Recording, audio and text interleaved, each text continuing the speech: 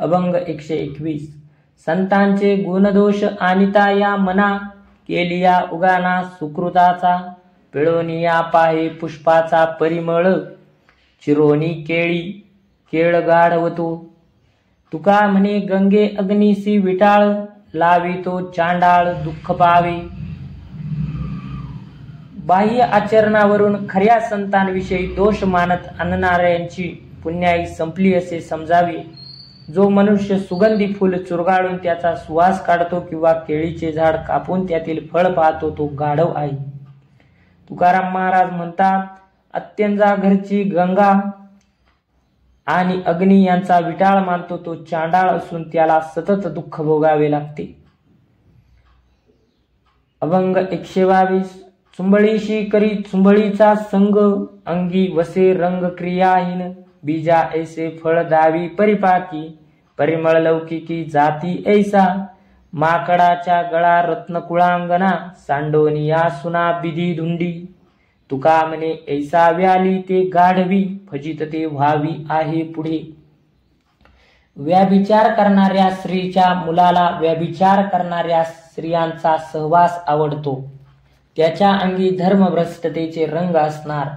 जसे बीज असेल तसेच फळ निर्माण होते. त्याची व्यावहारिक जात कोणती हे त्याच्या आचरणाच्या तऱ्हा बघून लोकांना त्याची कल्पना येते. माकडाच्या गळ्यात अनमोल रत्न बांधले तरी त्याची किंमत त्या माकडाला नसते. त्याप्रमाणे जो गल्ली गोळात घाणीतील जागा शोधतो, कुलीन पत्नी सोडून बाजार बसवीकडे जातो, अशा माणसाला काय बरे म्हणावे. तुकाराम महाराज म्हणतात, अशा दुर्जनाला जन्म देणारी गाढवी त्याची जगात फजिती व्हावी म्हणून त्याला प्रसवली.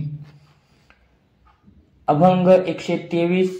सापडला संधी मग बळीया पडे बंधी, ऐसे कोणी वाहे वेळ हाती काळाच्या सकळ, दाता मागे दान जाय याच का शरण, तुका म्हणे नेना काय सांगो नारायणा.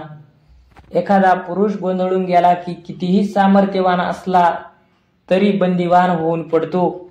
एकेकाळी सतत दान करणारा वेळ आल्यावर याचकाला दान मागतो. अशी वेळ आपल्यावर यावी म्हणून कोणी इच्छा करतो का? परंतु हे सर्व काळाच्या हाती आहे. तुकाराम महाराज म्हणतात, देवा काळावर तुमची सत्ता आहे, तुम्ही जाणत नाही असे काही आहे का? आम्ही तुम्हाला काय सांगावे. अभंग 124. सर्प इंचू दिसे धन अभाग्या कोळसे, आला डोळ्यासी कवळ तेने मळले उजळ, अंगाचे भोवंडी भोय झाडे फिरती धोंडी, तुका म्हणे नाड पाप टाके हिता आड.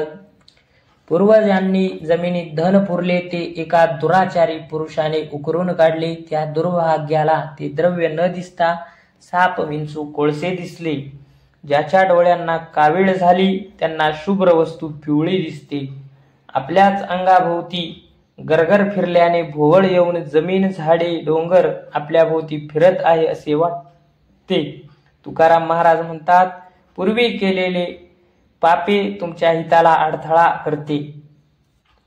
अभंग 125.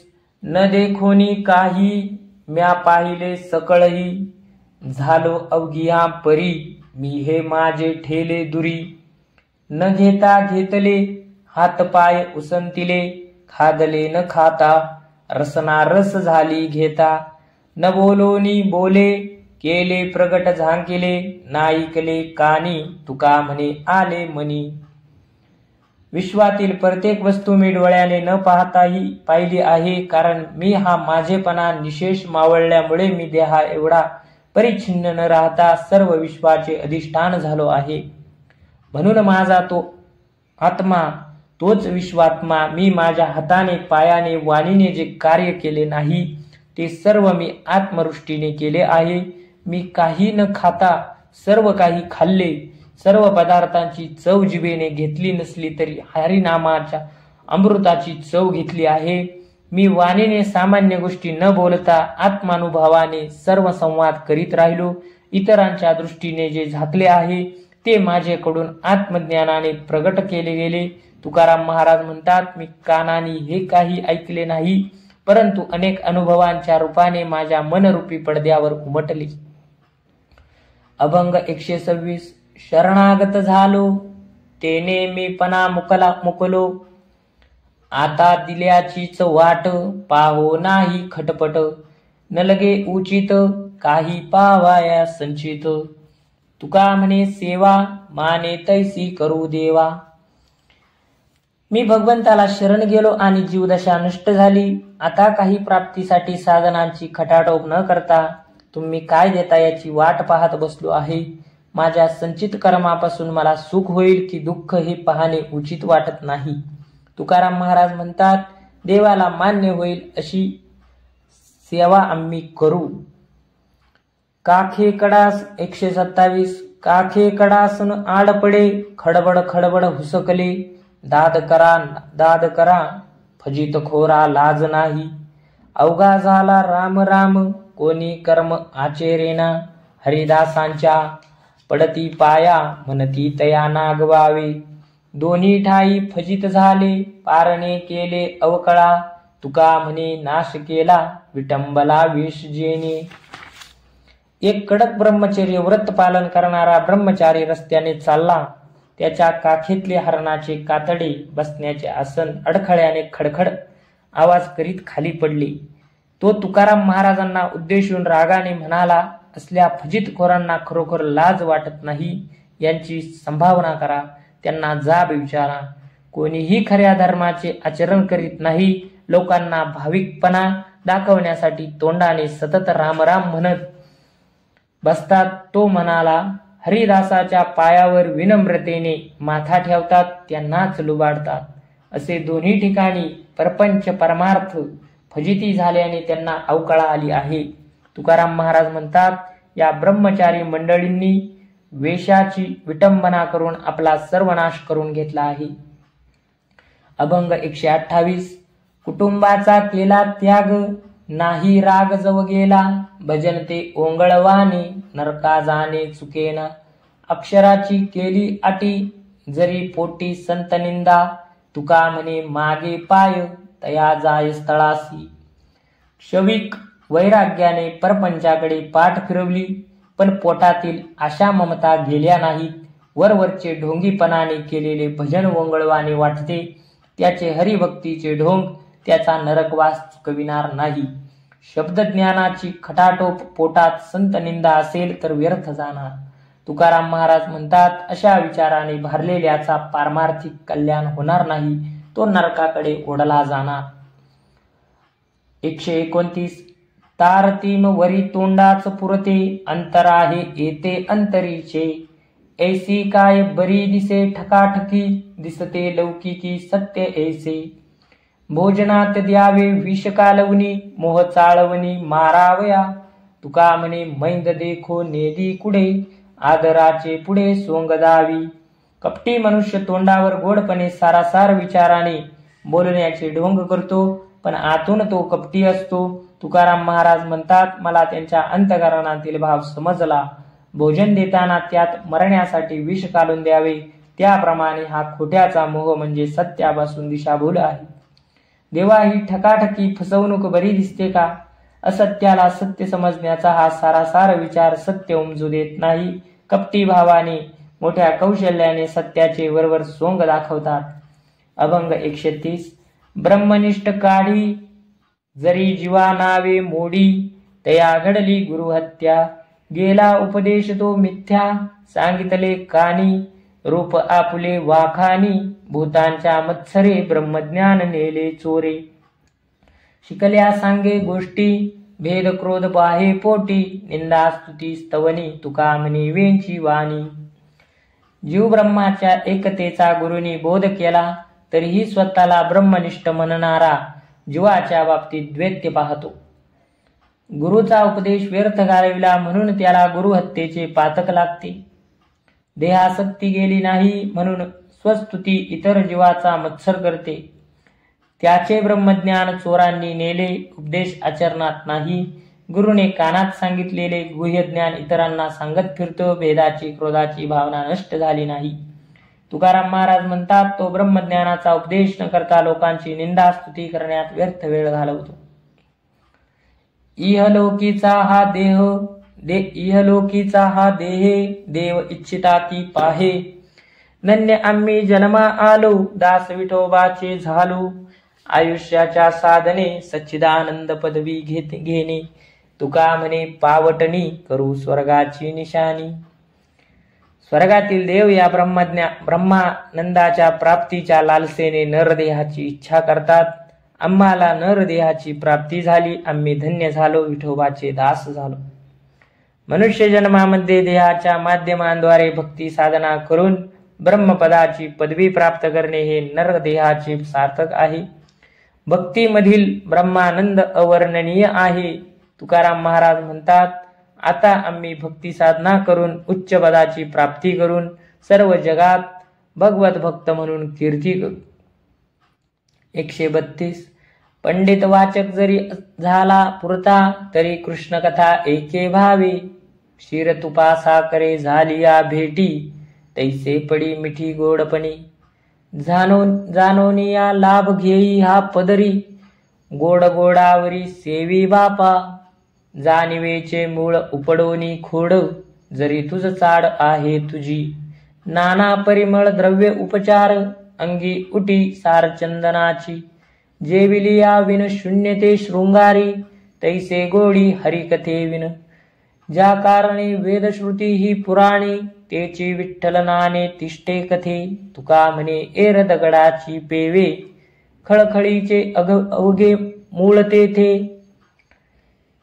पंडित वाचक हे ज्ञानाभिमानी असतात. त्यांच्या मनात देवाच्या भक्तीबद्दल जिव्हाळा नसल्याने त्यांचा परमार्थ व्यर्थ परिश्रम आहे. म्हणून महाराज म्हणतात, हे पंडिता, तू विद्वान असला तरी भक्तिभावाने कृष्ण कथेचे श्रवण कर.